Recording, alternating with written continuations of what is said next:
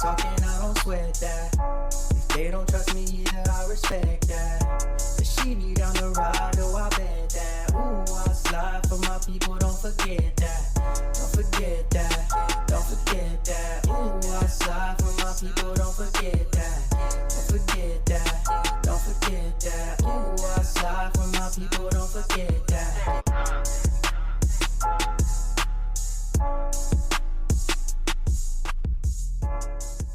Good morning, good afternoon, good evening.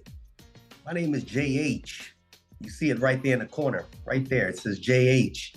And I finally got Mr. Vasseur. How you doing? I'm doing good. Hey, how you doing? Thanks for having me. Hey, man, the voice of the voiceless. You got a voice. So now you're going to be able to get your information out there. I like what you're doing. I'm not a fan of unions because they haven't been transparent. But I like what you're doing because you are doing something totally different where you're fighting to be more transparent. But got a couple questions. You got some time to answer a couple questions there, boss? I got a few. Yeah, I got some time. I can definitely answer some questions. Okay, good. We're gonna play good cop, bad cop here. Good cop, bad cop. It's our first time meeting, so I gotta be that guy. All right. So tell me, what is the open bargaining resolution? Why and how has it gained so much traction across this country? Because Jay saw it in an article. Some guy up in the middle of nowhere made the news. That's you. Tell me about that. Yeah, so the open bargaining resolution is a resolution that was first passed by the NALC Branch 9 in Minneapolis, and with plans for that to go onto the convention this August. All it takes is one, for a resolution to go to the convention and be discussed and voted on, all it takes is one branch to pass it for it to go to the convention. But we wanted to get this momentum out into the country. And so to get into open bargaining and what it is exactly, the open bargaining resolution, it calls for more transparency during contract negotiations, regular updates, and transparency about the process, but not just about the process, but also what we're asking for. And then also on top of that, that's really important. I think that's connecting with a lot of people in this moment where we've been a year without a contract and people don't know what's going on. So the open bargaining resolution calls for transparency, regular updates during the negotiation process, but really importantly, it connects that to the need to build leverage as a union. How do we use the power of our union, which I think comes from the hundreds of thousands of members in every part of this country? How do we use that power to put pressure on management and build points of leverage that we can use to negotiate from a stronger position for a stronger contract? So that's what the open bargaining resolution is. It's trying to marry those ideas of transparency with building power as a union. And why and how has it gained so much traction across the country? I think the biggest reason it's gained so much traction is it's exactly the reason why. In that we've been a year into contract negotiations with very little in terms of updates. This really feels like for most members there's no end in sight. But I think really importantly is that it's in the context of what's happening right now. I think the last few contracts have taken quite a while to get settled. I think the reason why this moment is different is that over the course of the last year, we saw many major unions go in contract negotiations. Yes. Forward a fight. Some of them went to a strike, right? But even unions like the Teamsters at UPS, and we can go into the details of their contract. I think there's a lot of good and there's probably some bad in there. But the point is, they built public demonstrations of members of the broader community of other unions, and they used that to build points of leverage and to put pressure on management in negotiations and settle the contract. So it's happening. This open bargaining resolution is taken off across the country. There's 25 branches of NALC and one state association have passed it so far. Again, it only takes one branch to get to the convention with a resolution, but we want to build in support. And it's taken off across the country like that because workers, and I think letter carriers and postal workers in this moment, have heightened expectations of what we need. Inflation is running at a decades-long high, and still without a contract. And so I think that's one of the many reasons why it's really taken off. Okay, so I'm gonna be that guy and say, yeah, you're doing a great job. You're doing a great job. But what about your lazy coworkers? I call them lazy. They're watching this. So what? But what happens when you don't have enough people to stand with you? Because solidarity means that everybody's coming instead of the ones that want the handouts. This is why I took it upon myself to say I need to talk to this man because he's doing something good. Everybody come on my channel bitching and complaining, saying we want this, we need that. And I tell them, hey, step up, step in there. Now they have the opportunity. You are doing, what is it, monthly meetings? Yeah, roughly monthly, yeah. Monthly meetings. And I expect that if these same people that are complaining about what they don't have are gonna be there to stand with you. So when the time comes for them to, open up their mouth and say, yes, this is what we would like, or no, this is what we won't stand for, they'll all be there. What makes you think they're gonna all kind of, come together? Because at this point, it's just talk. Yeah, last meeting you had more people than the one before, but what makes you think they're all gonna come together? Yeah, so first of all, I mean, it's more than just me that's a part of this. In many ways, you could say I'm the face. I happen to be the one that's been on podcasts, that's written articles, but there are more people than just me that are really taking up this movement, the Bill of Fighting NALC movement and open bargaining resolution, and are using this to discuss with their coworkers and within the union about the need to transform the union, put forward a fight. So it's more than just me. Although, just wanted to say that really quick in terms of. Yeah, like where, there's lots of people, you see online, lots of people are dissatisfied with the current state of the union, with working conditions, with wages. And so, why don't we have 10,000 people on a Zoom meeting? I think that's what we're trying to build towards, right? We're trying to build towards getting the most people active as possible. But I think we have to understand we're coming out of a period of time when most people were not really encouraged to be active in the union, and that's what we're trying to change. We're trying to change that. And I think, yeah, go ahead. I don't want to interrupt you, but you keep mentioning Zoom meetings. What are the Build a Fighting NALC Zoom meetings about? How do they come about and why? Tell me so that you can tell them why they should get and find time. Because I know you're trying to make a perfect time and spot for them not to have an excuse. So tell us why. Let's see why. Yeah, so these Build a Fighting NALC Zoom meetings, to backtrack a little bit, I should have mentioned this at the beginning with the open bargaining resolution. We got the open bargaining resolution passed from Branch 9 in Minneapolis back in November. And we think that this can't just be us. We know there's got to be NALC members, postal workers across the country who want to get involved in this. Letter carriers that are sick and tired of the direction that the union has gone in and are expecting more, want to get active. Yes. So we thought, okay, the reality is I said, okay, let's put a call out there, but let's see if we can get on Corey Walton's podcast for Made Arbitration. I think he would be supportive of these ideas. And so we got Corey's ear. He said, this is great. Let's have you on for an interview. Out of that interview, we announced we will be having a Zoom meeting 1 week from today, this coming Sunday. This is back in January. And see how many people we can get out there.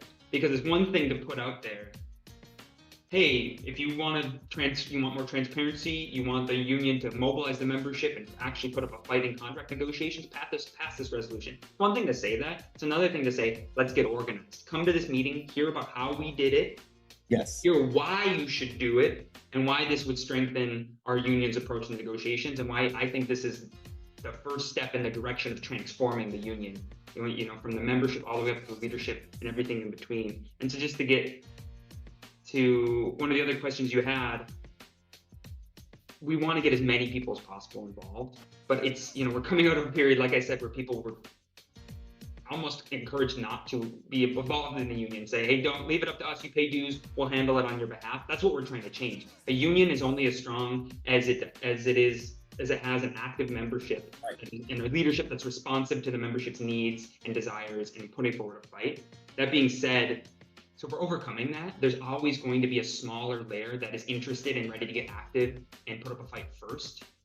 there's always going to be a smaller layer that is ready to jump in right away. There's a much wider layer that's paying attention, that's interested. How do we reach them? We can always hone our message and make it better.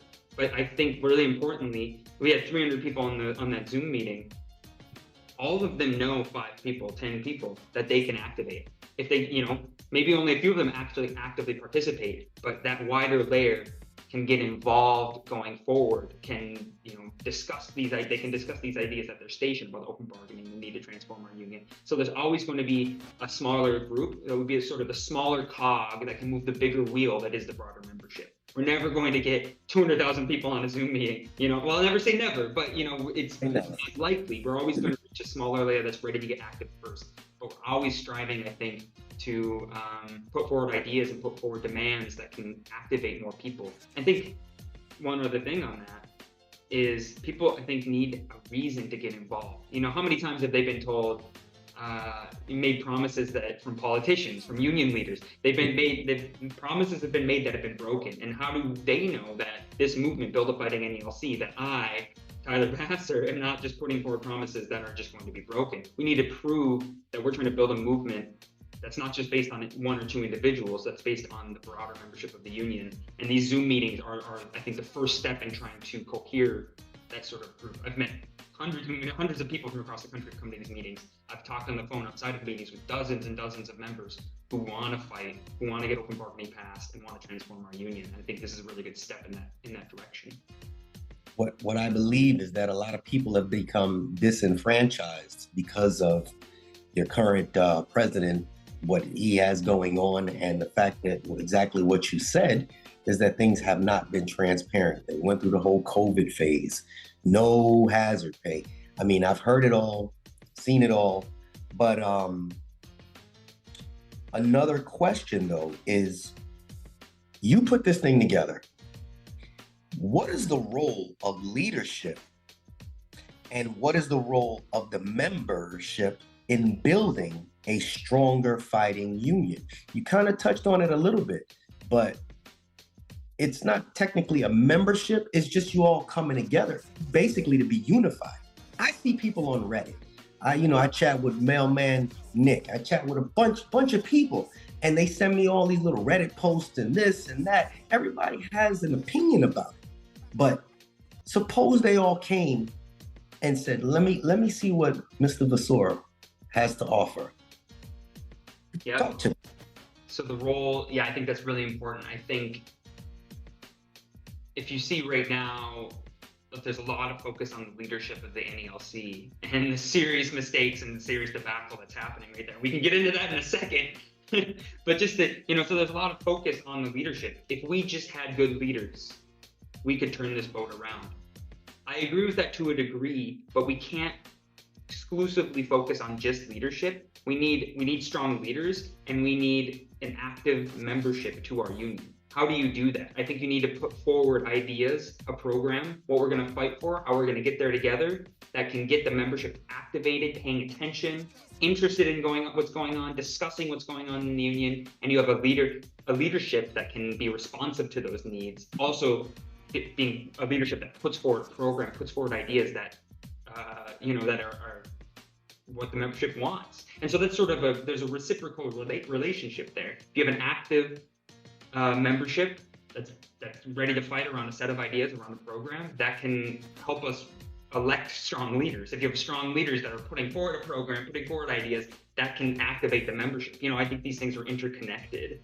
To get into that, I know it's a long ways off, which is why I'm really interested in discussing what we can do between then and now. But in 2026, there's going to be national leadership elections in the NALC. Now, okay, it sounds like a long ways off, but also it's going to come up quick. There's a team, there's a slate, there's a ticket that's being put together of, reform-minded leaders, leaders in the NALC who are saying, from the national and from local positions, who are saying, enough is enough.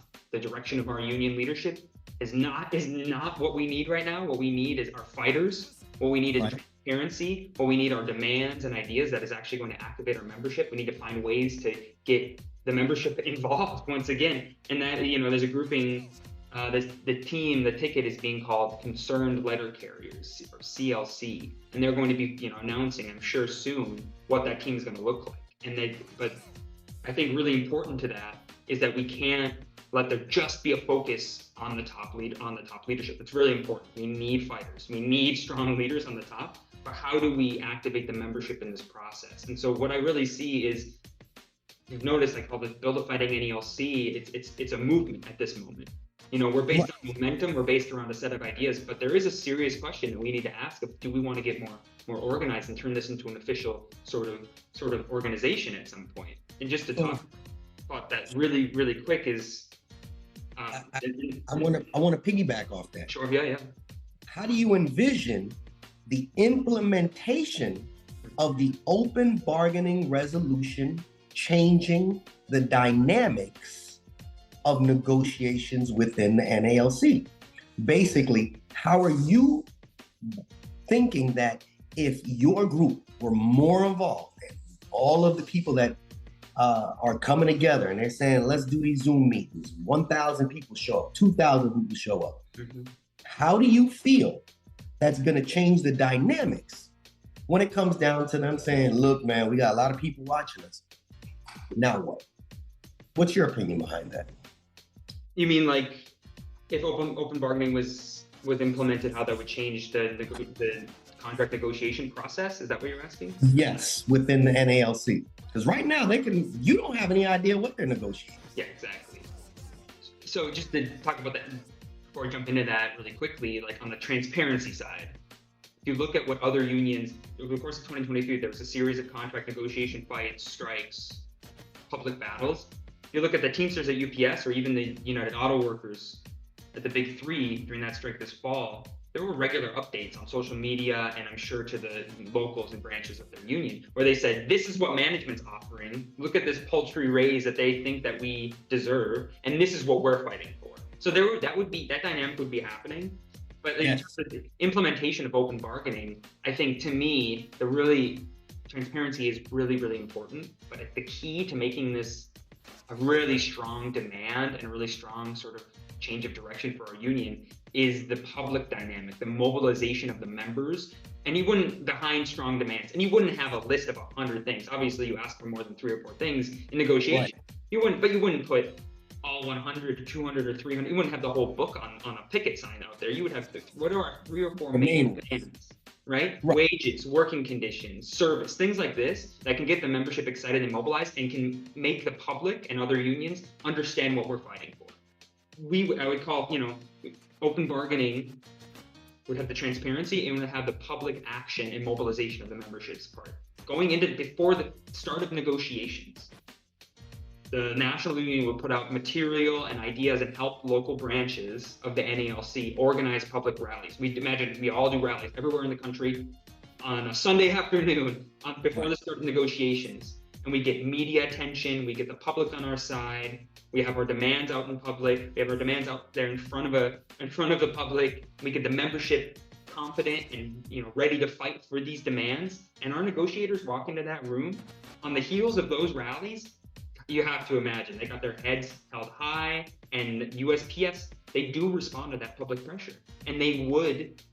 I think that would change the dynamic. That wouldn't be just like enough to automatically get a perfect contract, but it would be a much better position than what we're currently in, and it would allow our negotiators, I think, to bargain and negotiate from a position of strength rather than what I think right now, which is we kind of just accept what's given to us. Right. We accept the narrative. Yeah, accept the narrative that USPS is putting forward. And so I think, if this is passed, that would become the policy of the union, and it would be up to us to sort of implement that change. I wanted to talk really quickly, go back just for a second on something I wanted to say on the last question, which was the question of like, do we turn this movement into an official thing going forward?